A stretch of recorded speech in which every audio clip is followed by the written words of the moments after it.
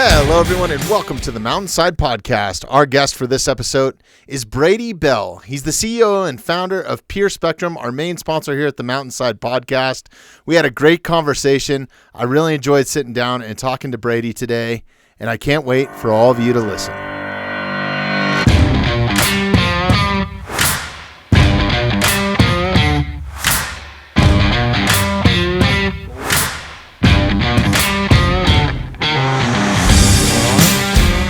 Brady Bell in the house. Hello. Thanks for coming in, man. I appreciate it. How are you? I'm great. How are you doing? You know, I can't complain. 2020, but we're making it. Hell yeah. So yeah, it's been a crazy fucking year, but it gets the gold medal. Yeah. I'm definitely ready for this year to be over, but you know, I really appreciate you carving out some time. I know you're a super busy man, and we're excited to have you in here. We've been going back and forth on some scheduling to get you in here, and I appreciate you carving out that little bit of time for us. Thank you for the opportunity and the platform as well, so thank you. Yeah. You know, I got to say this right off the bat, and I know I did it in the pre-roll, but you're our main sponsor here at the Mountainside Podcast, Pure Spectrum, just to let everybody know. Are you the CEO and founder of Pure Spectrum? CEO, founder, janitor, kind of chief everything officer at times. But sounds like the Mountainside Podcast, just a little bit of everything, right? Yeah, absolutely. So what's happening, man? What's new with life? I know you always got irons in the fire, so. Yeah, you know, this year's, 2020 was kind of just weird for us, with our partnership with Team USA. I think USA Triathlon had over 4,000 events canceled. So there was a lot of momentum and marketing opportunities that we missed on that. I think USA Weightlifting, I think there were around 1,200 total events, plus their national qualifier was canceled. And then obviously the Olympics this year was canceled. And so we had to do a lot of pivoting from what we thought was going to be going on for marketing activities. So it kind of felt like I wouldn't call it a dead year. Our numbers are going to equate just as they were last year. But I would say starting 2-3 weeks ago, everything just good started to come out. Like all the small hurdles that we were getting over led to these opportunities. And we're, I would say, 2 weeks away from closing the biggest deal ever in our industry, I believe. I hate saying that, I hate being that guy, but when that news comes out, it'll be pretty fun. So is there a plan for the Olympics to recoup that, or have they talked about 2021 at all, or set any dates, or are they just going to wait until we have a vaccine or something? It was supposed to be the summer of 2021. Right. But some of the individuals who makes decisions, from like the CDC and all that, if we go into another lockdown, it's obviously going to push all that back. I would say we're at a 50-50 chance. Some doctors believe that bringing all these athletes from all over the world into, the Olympic Village where they're all at, it's a little harder to keep them isolated versus like the NBA when they had the NBA bubble. You have people coming from all over the country, and so they're worried about strain mutation and, all the stuff that's way over my pay grade and my knowledge. It makes sense when I hear it. So with all that stated, I would say, again, it's 50-50 that we'll have the Olympics. Maybe, maybe not. We'll see. We're planning as if. Time will tell. So those bubbles are crazy too. I knew some people that were heavily involved with the NBA on the production side of stuff, and they were like, it was almost worse than prison going in for that first 7 days because they were locked in their hotel room and they were literally just bringing them whatever food was available, right? Like you couldn't go out to a restaurant. You didn't even have a cellmate, so it was just chilling in your room going crazy. Did you see some of the lunches and stuff that they had? So what was funny at the very beginning of it, a lot of the NBA players were posting on social media, and it was like you're sitting first class maybe on United, and you get that little sack lunch of do I eat that or do I not? Right. I think it was some issues to overcome. I like the player that they let out to go to the funeral, and he went to the strip club afterwards and got to get food. Yeah. That's exactly where I go after a funeral, straight to the strip club. Yeah, that's the best place to go get food, right? Come on. Exactly. Good stuff. So where's the dogs at, man? I thought you were going to bring them in. I was waiting for Kalika or something, or Kaliko, right? Yeah, so I have Kalika and Callie. Okay. They're related through bloodlines, but I just got a really nice new car, and so I'm waiting to get one of those. Basically, it's like a little dog seat that covers the whole back into Yeah, your I know. car. I got one for my truck. Yeah. So as soon as that gets here, they'll be back of coming to the office and walking around with me. Right on. They're too crazy. Yeah, that's one thing I love about coming to visit you guys is those two mutts are rolling. They're not mutts. I mean, they're purebreds, but they're rolling around and just having the time of their life, man. Yeah, they're both sides of the sword. We got Kalika's the little terrorist and Callie's the lover, but both fun dogs. Right on. Well, you have to bring them in here next time, man. We're a big fan of dogs here. We've had a few on the podcast already. So. You have a couple. You have a. Yeah, I have a. So we have a rescue dog at home that's he's like Beagle and Chihuahua and just a pain in the ass, really. Territorial. He doesn't like anybody, dude. Like doesn't like the new puppy. And then my daughter was big, and we just lost another Chihuahua last year. Oh. It was my wife's dog long before I was even involved, and my daughter's been begging me for. It was before quarantine. I put this dog on hold before it was even born. And it's a blue healer. Okay. Australian smart cattle dogs. Yeah, they're so smart, man. And just loyal family dogs. But they got some bad habits, too. They all do, right? Right. Yeah. But she's turning out to be a great dog. She's, I think, 8 months right now. And it's so funny when I have her in here during the podcast. She'll moan and groan, and it sounds like my stomach growling. So she sleeps right underneath me, the whole time that we're doing the show. So it's so funny because we'll be in in-depth conversation, then all of a sudden you'll just hear this. It's like food break? Like, guys, it's not me. I swear. That's a fun one to explain. Although we've hung out a few times and gotten to shoot the shit quite a bit, and normally we're just kind of doing that, just hanging out. I don't really know a whole lot about your background. Are you originally from Colorado, or what brought you here? Nah, so... The first question, I'm from Ulysses, Kansas. That's where I was born and raised. It's a small town in southwest Kansas. It's a farm community, kind of, oil and gas and farming. But I stayed in Kansas, went to college in Kansas, ended up, getting into the corporate world right after college in Kansas. And after the real estate crash, I was kind of lost. You went from, making a really good living in the mortgage and real estate realm to not planning for what would happen if there was a crash. Didn't even understand what that would entail. So it kind of left me what I call a character building stage of, I went and started playing professional. I called myself a professional blackjack player for a while. Because I've heard those stories about you before. You couldn't get hired. So any job that I felt, that my resume was applicable with, or that, that I was, deserving of, they wouldn't hire me, because I had a strong resume and a strong background. So then I'd go hire, for a job that I knew I was overqualified for, and they wouldn't hire me because I was overqualified. So started playing blackjack and learned a lot of lessons up and down, and decided to take a job in the corporate world in Oklahoma, selling software, which I know nothing about technology and software. And I let that bring me to Colorado in 2011, and kind of been writing a new story since. But you played college basketball too? Yeah, I did. Okay. I did. Yeah. That was my dream, to play professional basketball. And you played basketball. in Kansas? So I played at we were a number one JUCO team in the nation my freshman year, and so really? Yeah, so we played in the. So you did a Final Four? Yeah, we played in the NJCAA Final Four. Was beating Shelby State by over 20 points and going into half, and found a way to lose it by 3, keeping us out of the national championship. But that was probably my funnest time of life. Having that brotherhood and the camaraderie, and what was different and unique about our team is, when we were on the court practicing, it was like a game every day.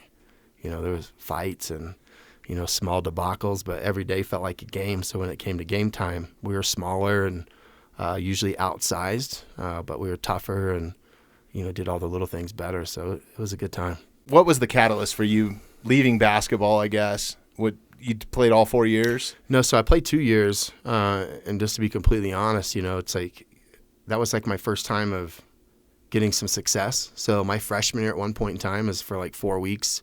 I was leading the nation in 3-point percentage and 3-point makes for whatever the bracket I had it in. And so my coaches didn't even want me to see that because I was kind of an egotistical shithead. At that time you're 18 and you have the world in your Aren't we hands. all, though, at that age? I mean. So honestly, I stopped doing the little things. So I had a lot of Division I looks, had an opportunity to utilize a relationship. I was dating a girl whose dad was he was a chief financial officer at Home Depot, and he was the biggest booster at University of New Mexico.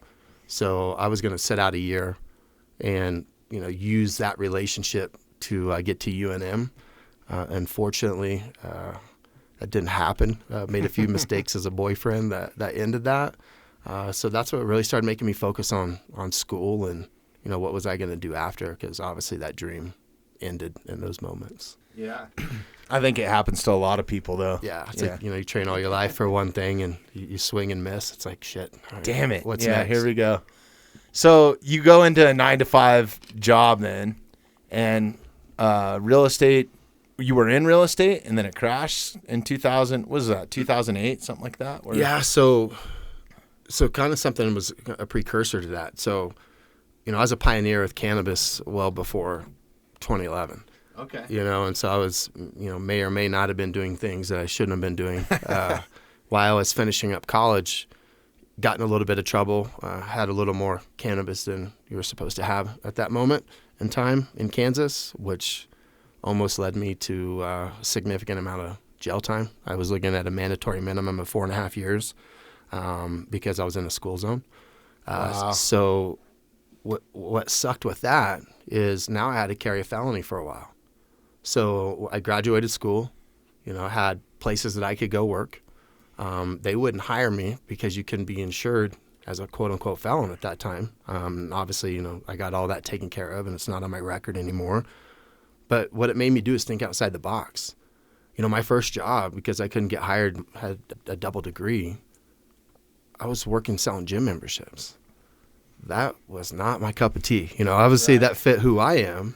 But, from a revenue stream, it just wasn't going to work. And so I tried to venture into the mortgage banking and real estate realm. Well, you can't get licensed with a felony. And so I literally had to go create a company with another individual who signed off on all the loans. And my mom was a banker, so she sent me all their turn downs because back then B paper loans were, more widely happening than A paper, and they only could fit in a certain box. So I could make a lot of revenue through referral-based activities, but I couldn't sign the documents myself. And so I had to learn how to structure a business, and I could own a business having that felony, but I couldn't sign any of the paperwork. So I constructed a whole business and, led the referral side and drove most of the revenue, but I had to do it kind of underground. So. Wow. That was my start. That's awesome, man. That's a awesome. way to get around it. It's awesome today. It's awesome today, yeah. It was very difficult. I'm sure it was a learning lesson for a lot of the stuff that you've had to go through starting Pure Spectrum, I would imagine. Yeah, it was embarrassing. And, at that point in time, everybody looked at you crazy because you got caught with cannabis. And, right. Now today. There's still a lot of people in prison because of that to this day, right? It's ridiculous. It's stupid. Yeah. Yeah. I mean, there's people serving life terms for cannabis. Wow. So. And how many states is it legal in medical? It's pretty much almost all 50 states. Or no, I think for medical, let me just look real quick. I'll look while we keep talking, but I know that there was 5 new states. Anna, actually, if you could look that up for us, that way me and Brady can keep going here. I want to say maybe, my guess is going to be 11 that are recreational. Okay. And I think we're over 25 recreational and medical, but fact check me. Yeah. Make sure I'm not lying over here. Let me know when you get that answer. No rush. Let's see what the old Wikipedia says here. See if it's accurate. That's dun, dun. Drum roll. So yeah, for those poor people that are sitting in prison right now, that's just got to be totally disheartening over something that's legal now. Exactly. What a crock of shit, and I'm sorry to say it that way. No, it is. It is, and it's sad. It's not only that for the individual, but think about their families. Think about how, I would say more men, right, that weren't able to be a father in their kids' lives because they're locked up for something that everybody's doing today and making money off it, and big business people like myself are out monetizing it, and they're not able to see, freedom. I have a hard time with that. And, it's not like, we all can do our part, but it's going to ultimately come down to a president or, some type of pardon to be able to release all those individuals. And I think Obama, when he was in administration, he was working on some of that. And I don't even know where it went with Trump, man. I don't pay attention to politics too much. I don't either, man. Hopefully one day they correct that. Yeah. Yeah. Definitely needs to be. All right, so we got a little map here. I'm looking to see when it got updated last, but it looks like we are decriminalized pretty much everywhere. So 15 states are now recreational, and then all the green are considered medical. And every state but is that Nebraska has decriminalized it, in Idaho. That makes sense. Yeah. Well, what's crazy is I thought Utah was going to be one of the last to convert, and same with Oklahoma. Right. But Oklahoma, they have one of the most lenient legalities in the state of Oklahoma, and then you have Kansas, who, they're still a few years behind. That's crazy. But Colorado was pretty much the pioneers. We were the first. Yeah. Is that one reason that brought you to Colorado? It was. It was kind of weird. I was in Oklahoma, and I was working for that company, and I was dating a girl out here in Colorado. Came out to visit. One of my friends from the mortgage realm had a friend that was a grower, and so he took me to his cannabis grow. And this was April of 2011, and I saw the cannabis grow, and I'm like, oh wow, this is it. Like, this is what I was trying to do in college, and I can do this legal.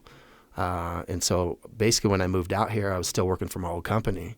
And when I was supposed to be out soliciting business for them, I was in a suit and tie handing off resumes at dispensaries, and nobody would call me back. They're like, who the fuck is this guy showing up in a suit? You a cop?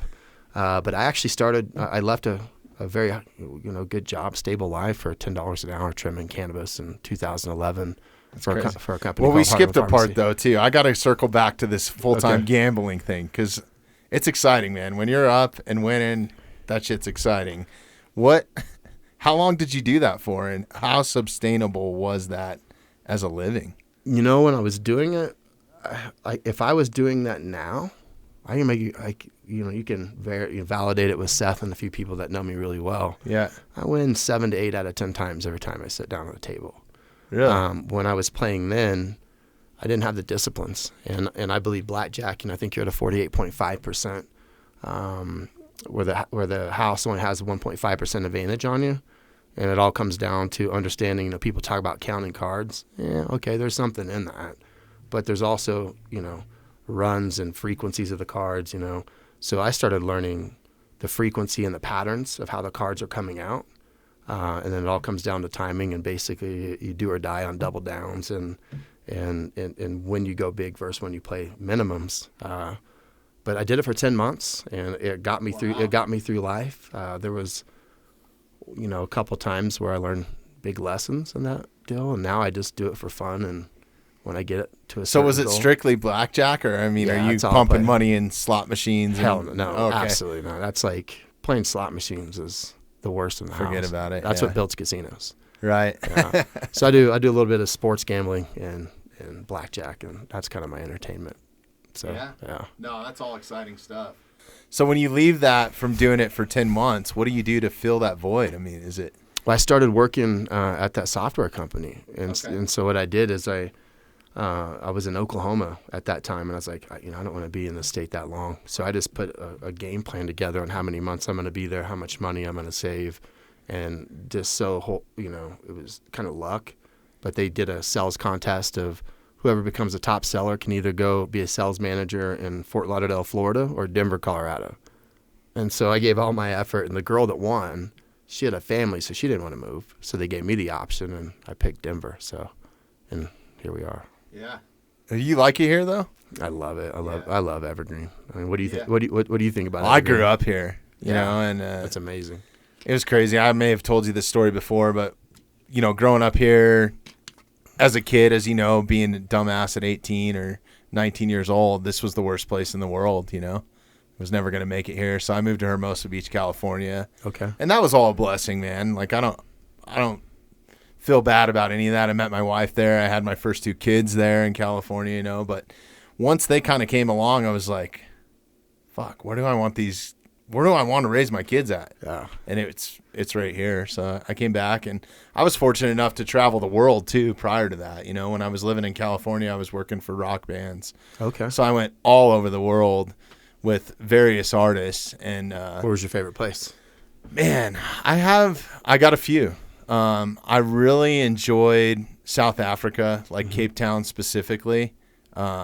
If we ever had a tour that was ending there, which was very seldom, or if we had a couple days off, I would opt out and stay there and then fly home on my own, man. It was awesome. Super driven by the ocean. I don't know if you've ever been there, but it's right at it's the very tip of Africa. Yep. And just beautiful, man. There's big sailboats there. You should definitely take a trip. It's worth the trip to go check out. Deal. I was a big fan of Portugal. Like, I went all over Europe numerous times. So I enjoyed seeing Scotland and all those castles and like so much in Ireland history and there. stuff. Yeah, that was really cool. But after you've seen it 5 or 6 times or whatever, I mean, it's still cool. But I always kind of like the beach vibes, and Portugal was the California of Europe, in my opinion, man. Everybody just party, like. I think every drug is legal there too. Yeah, and same as Switzerland. Because the first time I was walking down the street, like kind of a big biker guy, walking down the street, and everybody's asking me if I want cocaine. I'm like, why the fuck does everybody think I'm a cokehead here, And one of my buddies finally explained it to me. He's like, dude, every drug's legal here. So it's like, you can't get incarcerated for anything. I guess. Go to Oregon. Oregon just legalized all drugs. Did they really? Did you not see that? No, I didn't. State of Oregon legalized all drugs, like wow, meth, breaking heroin, news, cocaine, everything. It's like completely decriminalized. It's like, but what does that look like from a legality stance? It's interesting. Yeah, that is insane. Because it's going to drive a lot of interesting people moving there for sure. The argument that I heard when we were in Portugal, and I don't even know if it's still this way, but it was like, we don't have any addiction problems. We don't have any rehabs, right? Because you either take care of it and manage it yourself because everything is legal, or you OD. Yeah. I mean, it's kind of the harsh reality of it. Well, to me, it takes the crime away. It takes that, what I call the underground market, takes all that away. So all the little subsets of criminal activity that derives from that goes away. To me, there's a lot of positives, but there's always two sides to every coin. Yeah, it'd be a different story if your kid was on it, though, or something, Like, how do you... I would not be living in Oregon with my 12-year-old daughter. Not the place. I mean, that was one reason why I moved out of California, just because, although it's this beautiful place, and especially right there in Hermosa Beach or the South Bay, there's kind of this underlying rotting belly of just, it's a mess, And honestly, it's like... It's every city, though. Yeah, Evergreen's, it's like living in a postcard, It's like... It really is. We have our... few bad things here, crazy people driving fast and being entitled, but outside of that, it's like, to me, it's one of the best places you could raise a kid. Oh, absolutely. There's so much here in the mountains for a kid to do, whether they're into biking, skiing. If they want to go to a gym, there's plenty of gyms. I mean, we kind of have everything right here. It's great. And we're 30 minutes from Denver. No, we don't have to deal with the traffic. Yeah, exactly. Yeah, so it's a good spot. I don't want everybody moving to Evergreen listening to this, but... Yeah, it's too cold here. Yeah, it is. We get a lot of snow. It's snowing right now. You moved here, and what was kind of the catalyst for getting involved in the cannabis industry? You started trimming, and then...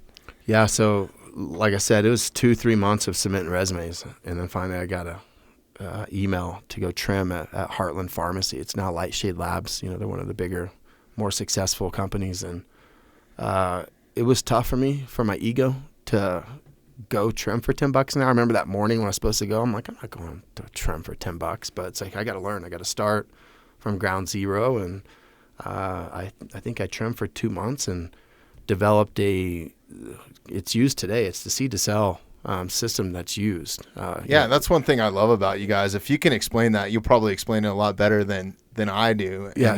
And the coolest part about you that really keyed me on is you've worked in just about every facet of the cannabis industry. So I kind of want to hear about that as well, Yeah, so a guy named Matt Cook, he was a former FBI agent, I think out of Colorado Springs, but he became a compliance, I guess kind of like the main compliance officer for the state of Colorado. And he befriended John Fritzl, who is one of the majority owners of Lightshade Labs. And when I was trimming back there, I noticed everybody stealing, and nothing was happening. And when I'm talking about stealing, I'm talking a lot of product was going out a day. Several pounds were leaving that facility a day. And to make a long story short, when I noticed that the owners weren't knowing, obviously I wasn't going to go tell them. I was like, I need to draw it out what needs to be done. And so I was working in the back, so I got to watch the grow. I got to watch all the growers harvest. And I'm sitting there watching them harvest, and I'm like, why aren't they weighing the wet weight? Why aren't they weighing the waste? And when they take it to the curing and drying room, when they pull it out, why aren't they weighing it before it goes to the trimmers? So they had no checks and balances of, okay, here was my wet weight, here was my dry weight. Was I growing the genetics that were good enough, to get the forecast, or to be able to get the harvest needs that they were wanting to forecast on for their cells? And if they weren't weighing it to get out here, then they weren't able to verify and validate that the trimmers weren't stilling. And then I was like, okay, well, how are they stilling? So I was watching them, all these different people have all these different tactics in stilling. And sounds like bartenders almost. Dude, it was crazy. Like some people grab it, you had gloves on all the time. So they grab a handful and pull the glove off. And so all the cannabis would be trapped inside the glove, and they would throw it in the trash because there's cameras. And then someone would come behind them and grab it out and then put it in the bag in the locker, and they were able to get it out. And so what I did is I asked the owners, I was like, how's your inventory? Good. No, it's not. And they're looking at me like, who the fuck are you? Like, it's good. So they went and checked and called me in. They're like, okay, what's going on? We're missing a lot of product. So I just gave them the diagram. I was like, this is what you need to be doing from seed to sell to be able to track everything accordingly. And if you go to the cameras and watch this and this and this, you'll be able to find out who's stealing, and you can take care of it. And so they did their due diligence and made me the manager. So I basically was running the dispensary. So 2 months side. of trimming, now you're the manager of the place. Of the front end of the dispensary. I still didn't have anything to do with the grow, but I was managing the storefront. Yeah, that's crazy. I didn't really think about that on that level, and I think that that's something that intrigues me. Is there's everybody's so used to here just walking into a dispensary, getting their flower or whatever it is and walking out, right? But there's a whole system that puts all of that in place, from growers, farmers. And that's one thing that you're super adamant about is the farming aspect of it. And that's what makes Pure Spectrum such an amazing product is you guys are using organic hemp plants and stuff to cultivate. And and that's where everybody kind of misses it, and that's been a challenge for the industry as a whole, because you have, to me, two sides of the business. You have the growing side, which is the most important, right? And then you have the business guys who are putting in all the money, and they believe that's the most important. And so what happens is, it's happened too many times, and I feel, and this is why I put the farmer first, is you'll have growers that came in and build a dispensary up on quality, and being able to produce, the amount of cannabis need to meet their supply needs. And then what these guys are doing is watching on video everything that they're doing, from learning the nutrient profile to learning how many people that need to be back there. And then once they develop their system by basically watching it and stilling it, they fire the growers that got them there. And then they bring in people, that have a little bit less knowledge, but they can mold them and give them a quote unquote opportunity. And that's kind of where shit goes astray. Heartland did very well at that. That's kind of like any business model. I mean, I see it happen a lot. A general manager will come in and be like, yeah, I can save you a ton of money. And they just clean out the top tier and promote everybody underneath them. And Lightshade Labs did that, did the exact opposite what a lot of these dispensaries were doing. And their grow team today, like their main guys, called Cloud9, they're still part of everything they do. And, I can't remember how many states they're in. They have a different company that's publicly traded in Canada, and it just shows you the algorithm. If you do things correctly, treat people correctly, don't cut corners, there's a lot of opportunity. And I just took the knowledge that I learned there and brought it to where I'm at today. So you started on the retail side in dispensaries, that sort of thing. Yeah. You worked on the farms. What was kind of the catalyst for you to start Pure Spectrum? Because correct me if I'm wrong, but all Pure Spectrum products are THC free, correct? Yes, sir. Yeah. So it's more you're reaping the benefits of whatever you're getting out of those hemp plants that help you curb anxiety, better sleep. I mean, we can go on and on about all of that, and I want to talk to you about some of that as well. But what was kind of made you make that jump from going on the retail side of just getting people high to actually having a product that professional athletes and Olympic athletes can use?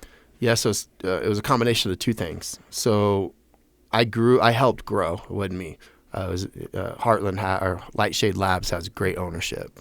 John and Steve and I can't remember the other individual. They're amazing guys. But I grew up really fast, and then I felt entitled. That was kind of my, again, Brady Bell, he still deals with a little bit of ego issues, right? So I told him I either want a piece of equity or I want my own spot. And so they introduced me to an individual that had a dispensary and a grow. The grow was in Boulder, and the dispensary was in Netherlands. And I was able to buy it for $75K. Well, just think about today. If you're trying to buy a dispensary today, you got to come in with 5-10 million, a couple million. So I was able to get enough money to get it going. And we had 128 flower lights, a nice big warehouse. I brought a guy on that I thought could grow, and he was like a deer in the headlights when he saw he was growing, I think, 12 lights at the time. And that's honestly was my first big failure in the industry. It's like, okay, I knew the retail side, but I know shit about growing. So I kind of limped my way through it, what I call for, I want to say 4 or 5 months. And I honestly looked at myself in the mirror one day and be like, you don't know what you're doing. It's like, it was that moment of clarity. It's like, I have a lot more research to do before I can own an entire company from start to finish. So I had an opportunity to get out of that, where I basically just broke even. And I had a couple homes here in Evergreen that I rented at, one that I stayed at, and I actually learned how to grow cannabis. And during that time, I got really good at growing cannabis, so I understood the fundamentals of how to grow, quality product. But during that time, I had a chance to get full custody of my daughter. And my daughter was in Kansas at that time. And so one of the prerequisites, for a dad to get 100% full custody of a daughter, of a girl in Kansas at age 6, you're looking at, 8% of people where that actually happens. And so I was able to make a promise saying, hey, I'll get out of the cannabis realm. I'll completely have nothing to do with it, and I'll take that responsibility. And so I got Jada full time, and she moved out here to Colorado, and it was like, what's next? And so I started researching the hemp plant, and I started really following what the Stanley brothers were doing with Charlotte's Web. A lot of people can say what they want about Charlotte's Web and the Stanley brothers, but they're the reason. Can we dumb it down for the listeners that don't understand that, or yeah? Can So you Charlotte's Web, they were the first. Charlotte, and I hate saying it again. There might be somebody somewhere doing it first, but in the United States market, they're the ones that brought the Charlotte Fig story to the masses, and ultimately created this industry that we're in today. And so I would literally stalk Josh Stanley like I did Dana White. Like, Dana White's my guy that I'd love to be like if I could. What a cool story he's got too. We'll dive into that in a minute, dude. And Josh was just doing everything. So I was taking notes from everything that he was doing, and I felt I'd learned enough to be dangerous. And then I went and spent time at University of Colorado with Dr. Robert Sievers and Dr. Monica Fleshner on, I know what to do, but I don't know how to formulate a product. I don't know how to make, at that time, I don't know how to make a vape pen or a vape cartridge. I don't know how to formulate a tincture. And so I spent time with their science department. And Dr. Robert Sievers and Monica Fleshner are both getting their Schedule I license. And so I just spent time and tapped into their knowledge and, brought that back to my basement at the time and started formulating product and created Pure Spectrum. And how important is it been in your life to have a mentor? Or situations like that, people to learn from? Very important. That's what growing up, I didn't have a father. Had a great mom, had a great grandpa and great grandma. And so when you don't have those things, that most people do, you learn that it's important to watch others and learn, like, this person does this well, let me try to hone that into my skill set. And so I think I've done pretty good at that and keeping perspective, knowing that there are many other people out there that are smarter than me. And if I just take the time to learn and listen, then maybe I can implement that into my repertoire, and kind of that's what's happened. So how did you get in with these doctors? I mean, did you just go and beat down their door and basically say, hey, I want to learn X, Y, and Z? Or Yeah, it was weird. Actually, an individual that lives in Evergreen, he knew him. And Dr. Robert Sievers and Monica Fleshner were trying to just work with people who are in the space so they could help educate themselves as well. So he connected me on a relationship basis, and, I just showed up. To me, that's all it was. If you show up, and obviously they're in a lab learning. Put in some time. Yeah, let me tap into their knowledge. So I think that's all aspects of learning in general, right? It's just, you got to put in the time. You got to put in the work. It just doesn't happen, And that's what most people in our industry do is, they just put out a product. But why did you put that out? You know, Right. did you put any R&D time into the formulation and the stability? And, you know, do these ingredients have any synergistic effects? And, you know, those are my questions. I've never developed a food product or any type of product itself. And it blows me away that, you know, yes, it's state regulated now, but it's really state regulated from an authority perspective. From an authority's perspective, exactly. Like how much is it going to get you fucked up? Is it 90 proof? Is it, you know, comparing it to liquor, is it 90 proof, 60 proof, 80 proof? You know, that's kind of where the THC levels come in milligrams, right? Right. And but there's nobody really regulating, like, how is this gummy made, right? Or how is, you know, on the cannabis side, what's actually in it? Yeah, the cannabis side, I'm going to say yes. Really? Like, Colorado's gotten very good, you know, at the regulatory process. And, you know, they do every single batch that comes out, whether it be edibles or whether it be, you know, topicals or whether it's the cannabis itself or concentrates itself, you have to get a test done. Now, are there times where there's some tests that are sent in that maybe be skewed, like say for powdery mildew? Well, I'm going to send in a couple, you know, buds that have no mildew on it whatsoever, but knowing there's another 16 lights that do. That does happen, but the consumer now is smart enough to understand when they see that type of stuff, they'll report it, and then you have, you know, the individuals from the Department of Revenue and their compliance team that comes in. So there is and somebody checks to it. answer Absolutely. to. But Okay. the hemp industry, it's No. the wild, wild west. And it's crazy because you can literally walk into just about anywhere now and find CBD sitting on the shelf, like King Soopers, Yes. a gas station, Yep. A bowling alley. A bowling alley, yeah. It's insane. Can you explain to our listeners, and this is one reason why I feel comfortable as having you guys as a sponsor and promoting your product as much as we do. You guys have done the due diligence to make CBD the best it can possibly be. And what do you got to watch out for from some of those other companies, And you know, or some of those other lines? You know, that there's two problems. There's a cornucopia of problems, but let's just talk about the major problems. So first of all, you have a lot of quality control problems. So you have a lot of people that, you know, say CBD isolate. You know, China grows more hemp than anybody in the world. So their ability to make CBD isolate is pennies on the dollar versus here. So go back to 2015, there was a large importation of CBD isolate coming in here, which, you know, some of it was synthetic, some of it was not, but had a lot of impurities because the hemp plant has the phytomediation ability. And for people that are listening that don't know what an isolate is, it's a powder basically. Yeah, it's a one ingest, right? Yeah, it's a completely isolated molecule that takes it from an oil to a powder. So a lot of this product was, you know, quote unquote contaminated, in my opinion, right? So we understood the need for quality control in the very beginning, because in the very beginning I was doing the same thing everybody else was. I was buying it from person A, person B, person C, and then your customer service line blows up, or, you know, this product was different than this, and this tasted different than this, and this looked different. So we understood that we had to have one source. So we went out and found a farm that, you know, we're partnered with. You know, we were partnered with a different farm before, but they were selling to a multitude of brands. And a lot of those brands were showing up on the top 10, top 20 lists with us because that farm was growing good product.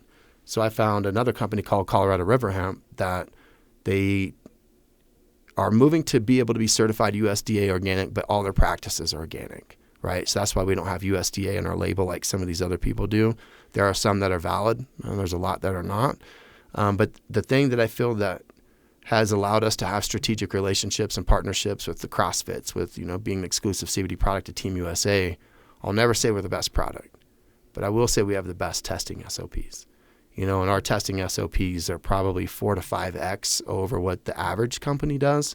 You know, there are some companies that have duplicated and have their own that are equatable to ours, but our testing process was posted in Forbes and New York Times, and I believe the LA Times as well, which I liked, because now there are companies who are doing it right, or they're taking you seriously, mimicking that process. Because at the end of the day, there are companies that should have been partnered with Team USA way over us, like the Charlotte's Webs, the Bluebird Botanicals, the CV Sciences. I mean, I can go on of companies who are way bigger than us, and they were all on the list, but they picked Little Pure Spectrum at that time because of the one thing that we said we did well, and we proved it, was our testing protocol.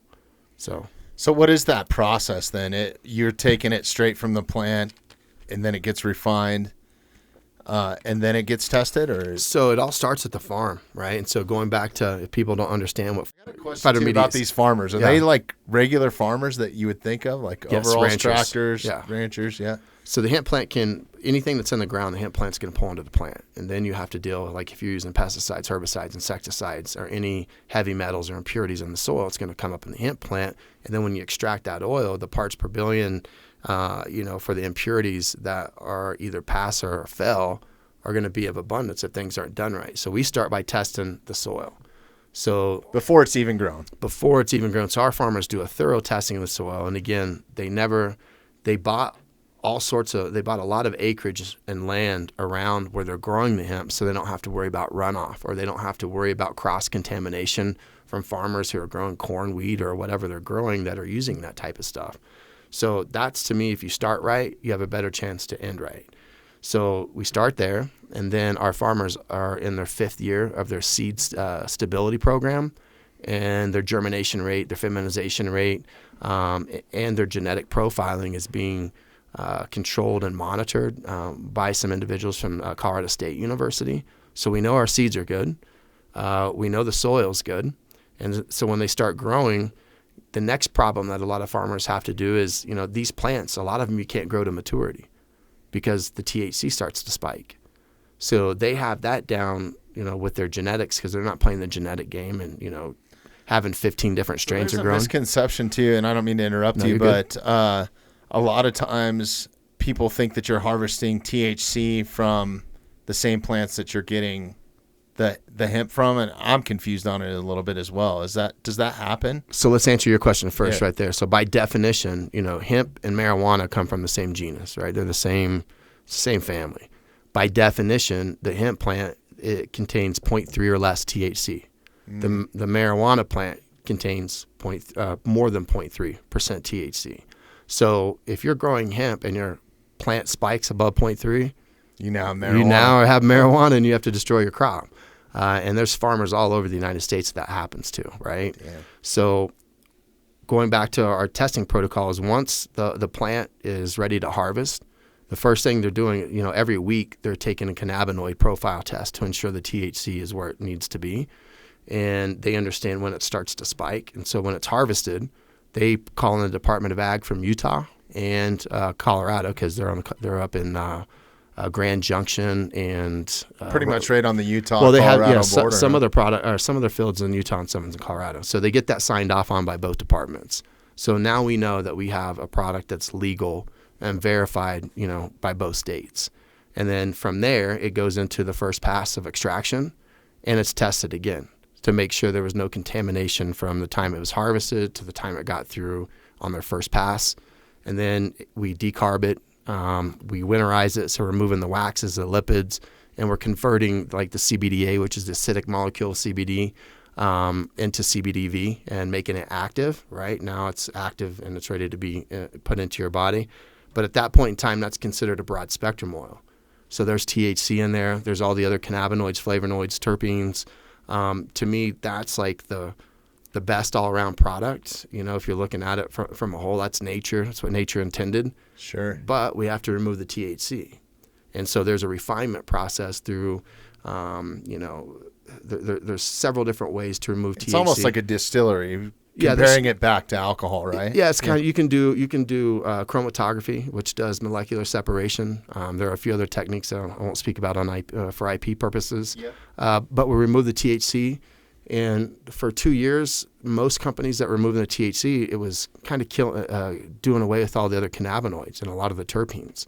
But now we have a process to where we can keep some of the minor cannabinoids, like the CBG and the CBN and the CBCs of the world, within our product, removing the THC, and now we have a product that's deemed legal in all 50 states, and we never have to worry about anybody failing a drug test. And with our strategic partnerships and having over 2,300 people in our military program, it sounds fun, but if you screw up one time, that'll destroy your brand. So we've just had to really make sure our SOPs are just rock solid. And I think that's one thing that sets you guys apart, and your slogan is not all CBD is created equal, right? Yeah, and everybody in the industry has stolen that from me, but yeah. Yeah. I came up with that in 2014 at Muddy Buck. Oh, okay. Nice. Yeah, but it really shows with your product, and it shows with the people that are using your product. I mean, you guys have ambassadors that run the gamut, right? And a lot of them are professional athletes. I think we have, I don't want to say a number. We have over 150 athletes, that range from individuals that are, just getting out of college trying to make a transition, whatever sport they're doing, all the way to, the Shannon Sharps and the Steve Weatherfords and, the Noah Olsons of the CrossFit realm. So yeah, we have some good hitters. Yeah. And what are the benefits that they're reaping from that? Like if somebody's listening that's never taken CBD in their life, they're, anti-drug everything. Yep. What are some of the benefits and how is it helping these athletes recover faster? Certain things like that. So that's why I picked the trajectory of going after the athletic realm. And, I wanted to be a little different than Charlotte's Web at the time because they were going after a medical, right? So they were, helping people, better their lives, have epilepsy and, all these other elements that scared me, right? And I had a couple friends whose their kids had Dravet syndrome, and it almost made me where I couldn't sleep because what if it doesn't work for them? And they're putting all this, hope of that this is going to work, and it would work, right? But I understood one thing very well. If you look at USADA and WADA and how they label marijuana is labeled the same thing as steroids as a performance-enhancing drug. So take that A. And then the next thing you look at is a government patent, 6630507, that talks about, it's a neuroprotectant. It talks about it, it's an antioxidant. And so when and it can reduce inflammation and has all these benefits that our government's known for so many years. It's like, okay, well, I was an athlete. I used cannabis, and I know it helped with my anxieties. When you're an athlete, everybody is, judging you on a daily basis. That's stressful. You know what I mean? It's like if I don't perform well today, that's going to, deter if I get X amount of playing time, the next few games, which ultimately deters if, do I go anywhere after this, after JUCO my freshman or sophomore year. And so you have a lot of pressure. You have a lot of haters. You have a lot of people that are, what I call your Saturday, Sunday morning quarterbacks, chair quarterbacks there. And cannabis helped me with that. And so, again, going back to understanding that it was used as a PED and then this patents here, it's like, okay, if you remove THC from this, now it can be approved by USADA and WADA, and all these athletes can use it and get the medicinal benefits that help with the sleep, the anxiety, the inflammation, the ability to overcome an injury quicker, and just keeping your body in homeostasis. That's ultimately what the cannabinoids help you do. It helps your endocannabinoid system, go back to homeostasis within your regulatory system. So it's just helping you get to what your normal functionality should be. And, it's proven to be effective. It's no more. I'm a daily user of it now, and thanks to you guys, I'm getting better sleep. Mm-hmm. It helps me curb anxiety, which I don't have a lot of anyways, but I notice a difference, like just even when I'm driving. Yeah, we all have anxieties like we're not aware of, right? Yeah, so it's kind of that flight or flight type of sense, and the other thing it's majorly helped me with is, inflammation. I'm just getting to that age. I've always wrestled or done jiu-jitsu, or I've been hard on my body my whole life, and I think some of that stuff's starting to catch up with me now, and especially like even coming out, I'm a big elk hunter, and we do a lot of backpack hunting when we're doing that, and that can be pretty rigorous. Oh, I bet. And, this year that the Recover was in my backpack, and it helped, man. It definitely helps. Well, it's crazy. I went on it was a 22-mile hike with Steve Weatherford and a lot of his following. And what a stud, man! That guy Steve's a beast. Yeah.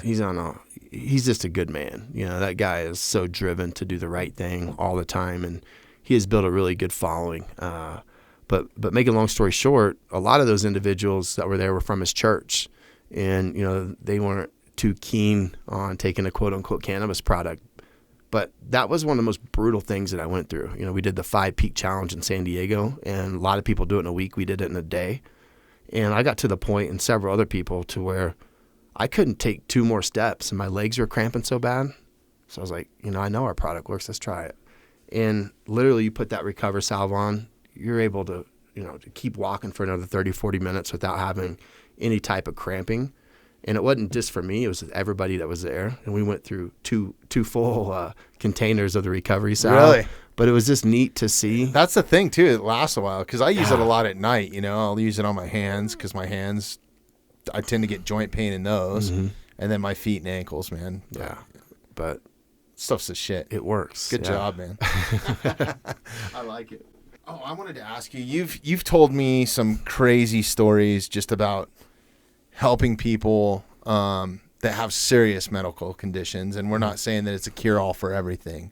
Yeah. But you've seen some stuff firsthand, and you've had some people write into you, thanking you for certain stuff. What are some of the most craziest things that have happened and that you've been able to help people with by creating these pure spectrum products?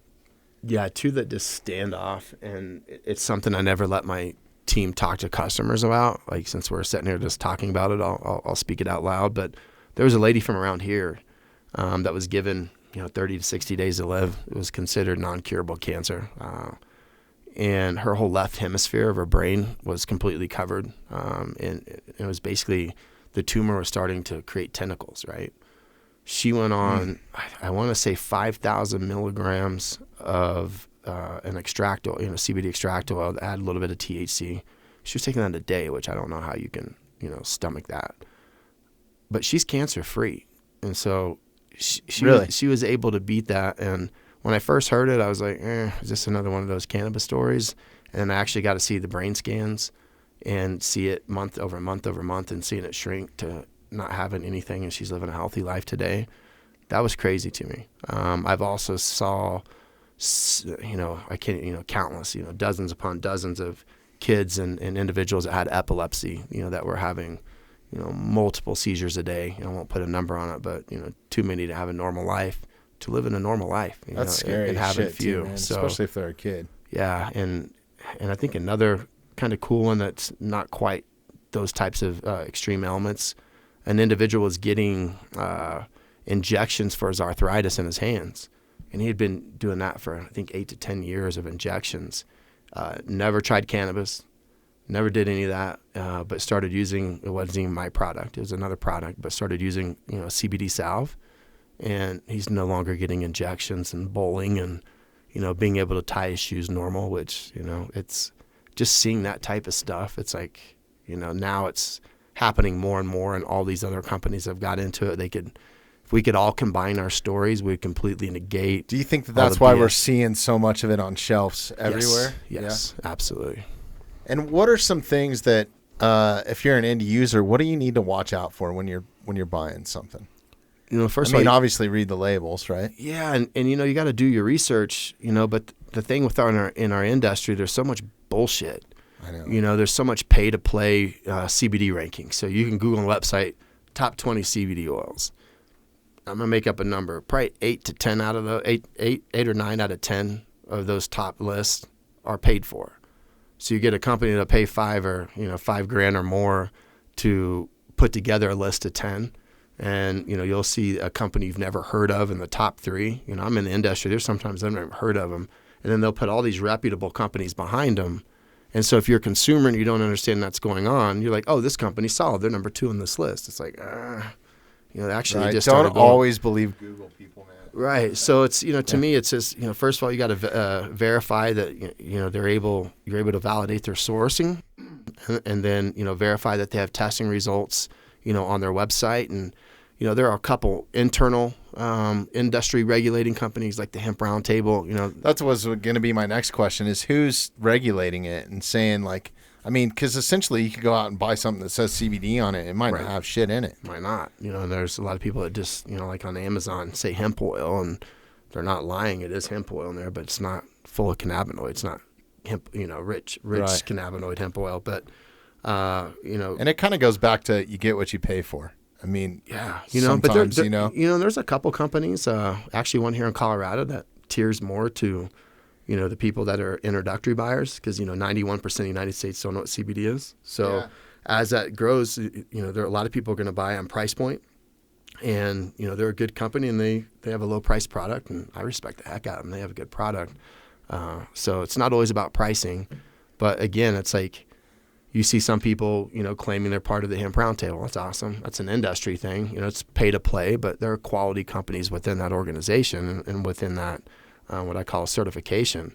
But what we wanted to do is go outside of the industry and get verification from Team USA, who had to get approval through, all the other governing bodies. There's 40 plus governing bodies that had to give their blessing. Insane. And then USADA and UWADA had to prove, to go through their process to get comfortable with it. And then when we partnered with CrossFit, we just didn't have to get, verified by CrossFit. We had to be approved through Reebok, through Rogue, and all their legal teams. And because CrossFit didn't want a CBD company coming there and ruin the reputation of any of their partners. So we've been verified by all these major companies that supersede an industry regulator. And that's what I continue to seek for. It's like, I want to be validated outside of the industry because I know what goes on inside the industry. Yeah, and that's one thing that makes me so comfortable about Pure Spectrum.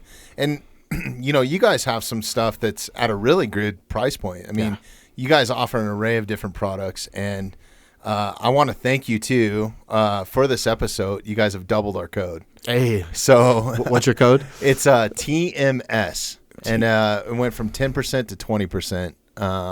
So everybody go use their code. Yeah. TMS, PureSpectrumCBD.com. Yeah, check it out. And if you need a link to that or how to get there, it'll be in the show notes. It's on our website as well. So nice. So I appreciate you doing all that for our listeners. And if you haven't tried CBD before, try it out. Just monitor your sleep. That was the first thing that I monitored because I find myself, like, honestly, I didn't take it last night. I woke up at 4 o'clock this morning, like, ready to go. I got shit on my mind. Absolutely. And that's how Steve Weatherford found us. I think Steve Weatherford tried, 10 or more products, and he was basing his decision on what company to align himself with based on, he has a recovery app where it monitors his recovery process or monitors his sleep. And, our metrics superseded the other companies. I don't know who all they were.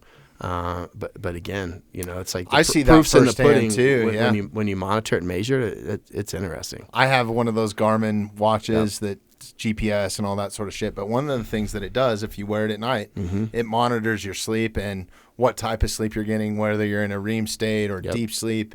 And you can see the difference, especially when you start hitting that black label. The black label put you out. Yeah, that's my favorite stuff. So go check it out. You guys have a pet line as well. I don't want to turn this into a Pure Spectrum commercial. Let's talk about some of your ambassadors and athletes like Steve Weatherford. Great guy. You've spent a lot of time with him. Yep. And he vetted the product, before just jumping in and signing contracts or anything like that, right? Yeah, and one of my, every ambassador that we have has played a role to where we're at today, right? But, like Brendan Schaub, very special, because I believe in creation and manifestation.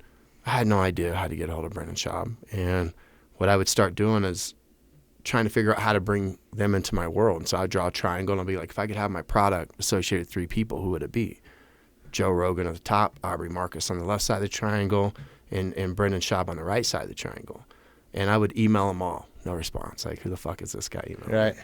And then I read an article one time about Brendan's son, having epilepsy. And so I reached out one more time, and I saw that he read my message, but he didn't respond. Well, I had just gotten back from Onnit because Onnit was looking, to do some products. So I went out and met with another great sponsor of us right here, man. I love Onnit. Yeah, and, good company. I went and met with Kyle Kingsbury. Aubrey was not there at the time, but his manager, Sky, was there. His assistant, Sky, was there. And we had a lot of good conversation, but make a long story short, nothing really came to fruition after we left. And so I was stalking Aubrey and stalking Joe Rogan and Brandon. Like, if I ever got an opportunity to talk to him, how do I relate to him? How do I get them to look at me as not somebody that's just trying to ride their coattail, but add value to what they're doing?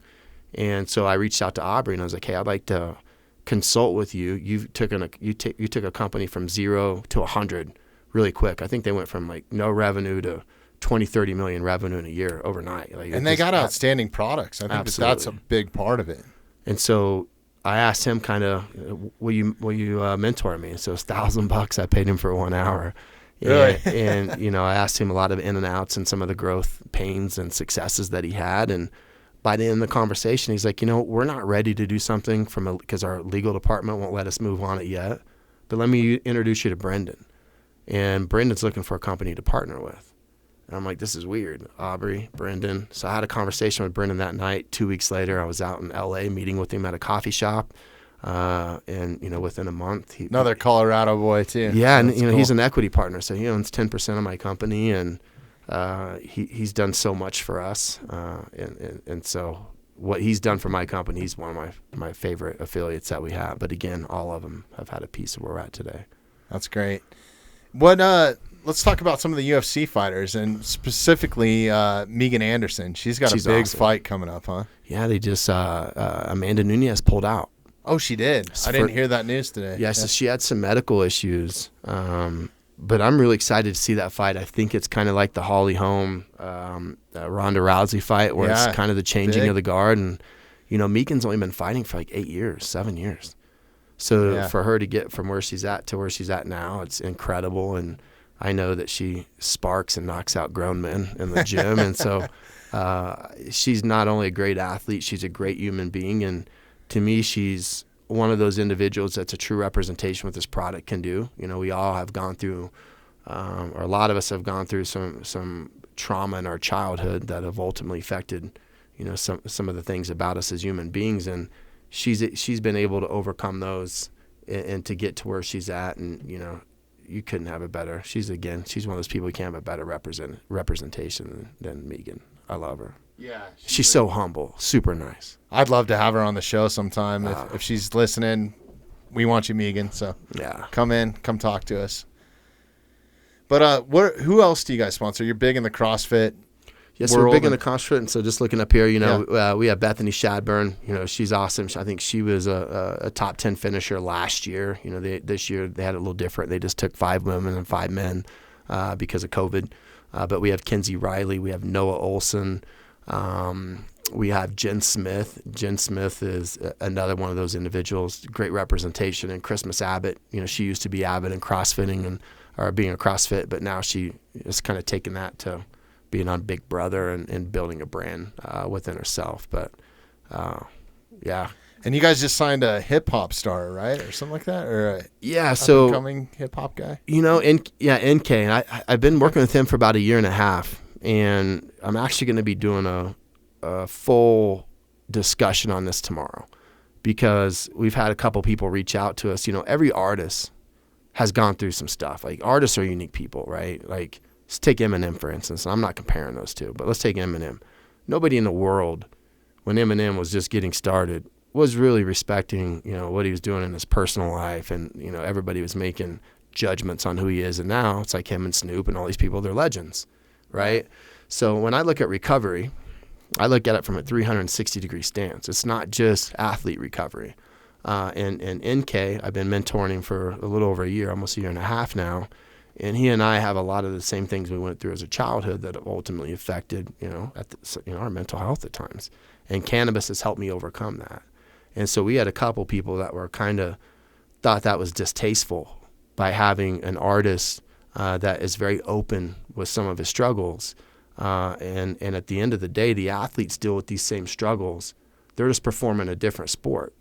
They're out, an artist is out entertaining. These guys are out performing on a court or a field or an octagon or whatnot.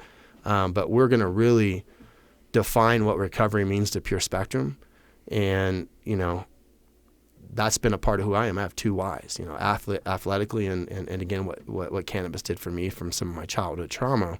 And we're going to really open that up and really start wanting people to understand the dark side of reality. Nobody wants to talk about these things. Nobody wants to talk about a person that, was sexually abused as a kid. Nobody wants to talk about, just being abused physically. And it happens to... It's like 3 out of 5 kids are molested by the time they're 9. Most of the successful people that I've worked for that I know all have some demons in their closets, man, and it's CBD, from other people. And CBD has helped him, and cannabis has helped him in general, and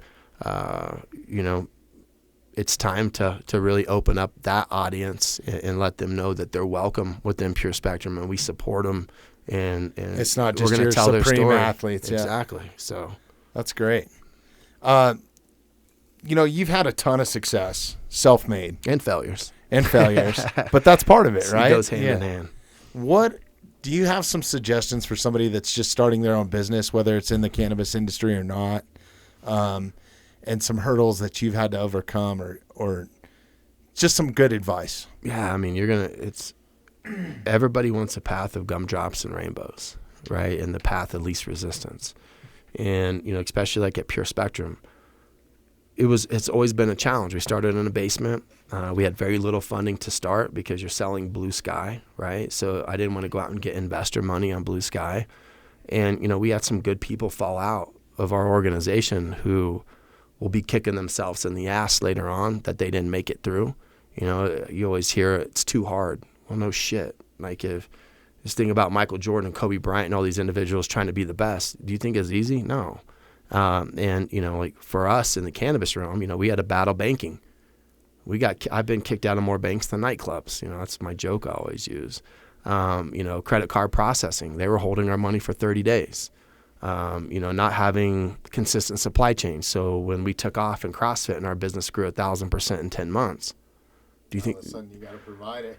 It's like our money was being held for 30 days, and it was hard to come by, and it was hard and it was challenging, and there was a couple people in my office crying on a daily basis because, like, literally in tears, like, this is way too hard. And if they would have just got through that, they're going to be able to see the real payoff in the end. And great people, and they just didn't have the wherewithal. It's just like if we're in sports and we're running lines, we're out conditioning. There's going to be some people it's easy. And then you're going to have some people it's challenging on, but if you just keep doing it, it's going to get easier. And that's kind of been the story of my life. It's with Pure Spectrum. It's been hurdle after hurdle after hurdle after hurdle, but it's like a video game. When shit gets real weird, you're about to level up. And so I've learned to accept that chaos. I've learned to accept that difficulty and trust that our vision and our team and our culture is going to, continue us to move forward. And, we've had more trials than successes, but our successes have outshined the trials, right? Yeah. And it's all worth it when you look back. So if you want to do something, no, it's not going to be easy. There's going to be more challenges. And if you stay with it, consistency and wherewithal usually gets you to where you want to be. We did a live stream in here, what was that, a month ago, 2 months ago, something like that. And in that live stream, you had mentioned something about like, I love my product, don't get me wrong, but I don't take it because I need to live, or I don't take it on a daily basis because I need to live in a little bit of chaos. Yeah, so it made me too relaxed almost. So obviously I take our products, right? I use our daily lotions every day. I use our topicals all the time. I do take tincture at night times. I take a combination of CBN and CBD. But when I was taking it every single day, multiple times a day, I was too fucking normal. and in my life, I need chaos. It's my driver. And so I was like, okay, what's going on? Either I'm growing up and finally like maturing a little bit, or this is really working so well. That's what I love about you, because most CEOs of a company that thrives on making money off of their products would not admit that. Yeah, but they lie to your face. But it shows. It's like, hey, it works well, right? But it works too well for me in certain areas, so I have to make sure I take it at set times. Because when I wake up at 4:30 in the morning, 4 in the morning, till when I go home at 5, I have to be I gotta thrive in chaos, and I accept it, and that's where I live very well at. So. I love hearing that from you, especially. What's next, man? I know. Do you have any dreams that you haven't accomplished already? I mean, is there something else beyond Pure Spectrum, or? Yeah. So, we're at a point now where we have a lot of people trying to buy us. There's a lot of things in the work. Maybe that'll happen this year. Maybe it'll happen next year, or, soon. And a couple major strategic relationships that are going to put us on the top of the map, like far beyond what a lot of companies are doing right now, from a validity and a strategic stance. But my goal is, over the next 2 to 5 years, to be completely done and sell it off to the companies that are going to take it public, going to, have it bought up by, major food entities, like the Gatorades of the world, and a couple other ones I could throw out there, but I won't. And I want to coach basketball in Evergreen, Colorado. Really? So it's like one of my talents is. So like at a high school level, or? Yeah. So that'd be great, man. I went to high school there, so yeah. So that's I've always wanted to do that, but you don't get paid for my dreams and what I want. But I needed to go do something to be able to facilitate that and make that happen. So hopefully in the next 3 to 4 years, 5 max. That's great, man. We'll be rooting for you. I'm always rooting for Evergreen. Turn kids into men and champions. That's my goal. That's great. What brings it back kind of all full circle? If you had to do it all over again, what would you do differently? From where you're at now. To be honest, nothing. It's like all the, spending jail time for cannabis and, losing a relationship with my family for cannabis. I've always had a fight for cannabis because of what it's done for me personally. I had a lot of trauma as a kid that made me have tick syndrome, and cannabis was the only thing that helped. So I had a really strong driver there, but on the path in a new industry, it's kind of the wild, wild west. So I started one company and put in several $100K into that company and didn't sign operating agreements and, didn't have articles of incorporation developed. And next thing I know, this company was still underneath me. I wanted to quit at that point, but what it did is fuel my fire more. And so all the lessons and my failures has put me in a position to be where I'm at today. And so without some of the fuckery that's went on, a lot of people will cry and piss and moan and say, oh, this happened to me, they fucked me over. No, it's like a chess game. I left an opening and someone took it. Right. So it's like, okay, roger that. Let me sharpen my sword, and I'm not going to make that mistake again. And at times, my kindness leads me to things that maybe I shouldn't be having to deal with, but I will never change my strategy of investing into people, because people make a company, and the people in the company create a culture, and obviously that creates a strong brand. But just like with anything, you're going to have people take advantage of that. So all those little lessons have helped me define how I play chess and become better, and will ultimately, when I go to teach or coach basketball, I'll be able to give those lessons back to these kids that are just going into the world, and hopefully I can be an asset to many kids. So that's great. It shows, man. It shows firsthand with me. You guys have been an amazing partnership right out of the gate, and I can't thank you guys enough for what you've done for us. Yeah, feelings are mutual.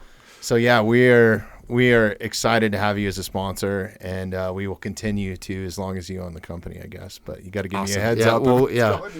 No, we still got a lot of more things to chew on the bone. So hell yeah, that's awesome. So closing question here. Okay. Who am I betting on the Tyson Roy Jones Jr. fight? Oh, Tyson's gonna. Yeah, that's what I think. Have you seen him train? Oh my God, his hips are still like he's 20. Yeah, it's insane. It was crazy. I don't know if you listened to any of the Rogans. All the time. Joe Rogan had him on, I don't know, a year ago or something like that, and he was peace and calm with just his life. Mm-hmm. And then he had him on just a couple months ago, and Rogan was like, it's a good thing that we're 6 feet apart because the man is ready to kill. Yeah, the lioness came out again. Yeah, it's wild, man. Do you have anything else you want to talk about today with us? Or share with us about Pure Spectrum? Or I think we've covered a lot of it, and I think it'd be good to maybe come back here in a couple weeks, maybe 3 or 4 weeks after we announce the big partnership that we're getting ready to break out, because I think that's going to be major national attention, and again, just helping the industry move forward. You know us, man. We just don't take anybody. We don't put anybody in this chair. Mm-hmm. We're building a community. I want to surround myself with good people like you. Likewise. And so we'll have you back anytime, man. Awesome. Thank you so much, Brady. I really appreciate it. And we'll see you in a couple weeks. All right. A big announcement. Yes, sir. Thank you. I appreciate it. Thanks, Brady. All right. Anna, you good back there? Yeah, we all good. All right. Thanks, everybody, for listening. We'll catch you on the next one.